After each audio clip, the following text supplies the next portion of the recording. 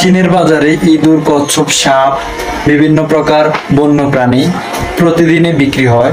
বিশেষ করে রাস্তার আশেপাশে এই খাবার খুবই জনপ্রিয়।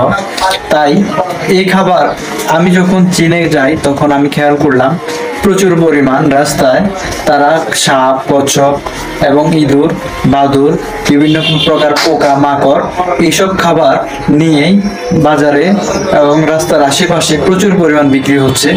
এইসব খাবার তারা কিনতে এবং খেতে খুবই পছন্দ করে।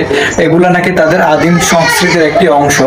তারা এটা বিশ্বাস করে যে এইসব খাবার খেলে তাদের শক্তি এবং বুদ্ধি এবং তারা খুবই শক্তিশালী হবে।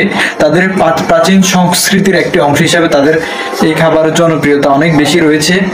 তাই এই খাবার নিয়ে তারা প্রচুর পরিমাণ আশাবাদী এবং তারা এটা বিশ্বাস করে যে সাপ, কেঁচো অথবা আপনার কুচিলা, ইঁদুর এইসব খাবারে যারা এইসব খাবার খায় তারা খুব কম অসুস্থ হয় এবং এইসব খাবার যেসব প্রাণী রয়েছে ওই প্রাণীরা খুবই অসুস্থতা হওয়ার পরিমাণ খুবই কম থাকে। বিশেষ করে সাপ, ইঁদুর, বাদুড়, বিভিন্ন প্রকার পোকা মাকড় তারা খুবই কম অসুস্থ হয়।